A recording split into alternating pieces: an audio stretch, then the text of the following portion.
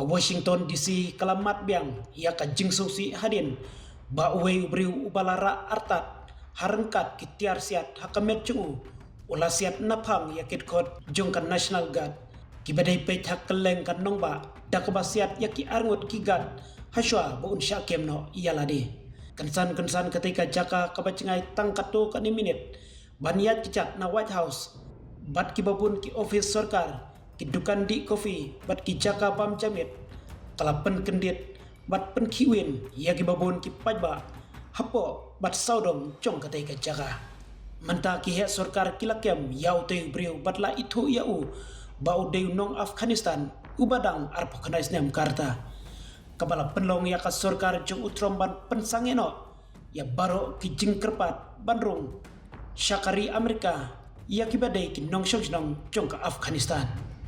utei ubri ubadon kti hakatika jing syasian udei ubalat tip kerteng kumurama nuwa lakanwal kat kum ki jing tip loong ba ulakanwal ula letrung sya Amerika house name arajar arpway lengba ka Operation Allies welcome kabadai ka program jong ka sarkar jong Joe Biden kabala penkenria jaka yaki pau hajar ngut kinong Afghanistan hadin baka US kalamino napo kari Afghanistan hakaba ka Amerika hakatai kapor kalawanra hadu kumba nyopon riu hajar ngut kibriu sya US bat kibabun naki kilatrai rengkat bat kisipai kumcuru de bat kinong mikmat jong ka US kum kinong penkela ulakan wal ula apply jakasa haubnai disba jong usnyam arjar arpsau bat lamanjur haka arplay tarik ubnai April katkum ka jingong chungwe naki he sarkar hadin lai benai bau Presiden Donald Trump pula shimti ya ka syuki presiden nakaliang Donald Trump ubadai presiden jong ka US ula betha ban penrung biang sasan spangut kitkot jong ka National Guards syakatai kan nongba hadin katai ka jing syasiat haka jingtho haka truth social utrom ulakdo yau te nong siat kum umrat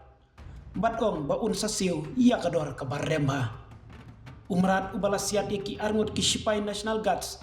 hakaba baro arngut kila mensaujur bat menta ki don haki artli ki hospital bakrepang uru ula mensaujur hendrei wat la kataru unsiu ia kador ka barremba ubleun kurku ya ki sipai kari congi bat kinong pencarian jongi baro kini kilong sisa kibriu kibakrau ngakum presiden jongkari Amerika bat baro kibai dai bat ka office jong presiden ngidon rengkat bat pi utrom ula benrap. During this time of the year when we gather at home with loved ones, these two patriots were wearing the uniform of our country, patrolling the streets of our capital. They had taken a selfless oath to defend our nation against all enemies, foreign and domestic, and that is exactly what they were doing when they were gunned down in a savage attack. I want to express my extraordinary gratitude to every member of the United States military who is deployed tonight at home and abroad. I also want to thank the Secret Service and the D.C. Metropolitan Police Department for their work today. This Thanksgiving, I ask every family to say a prayer for the two great heroes who were so horribly shot, and for their loved ones. Please say a prayer. May God bless them and comfort them, and may God bless and protect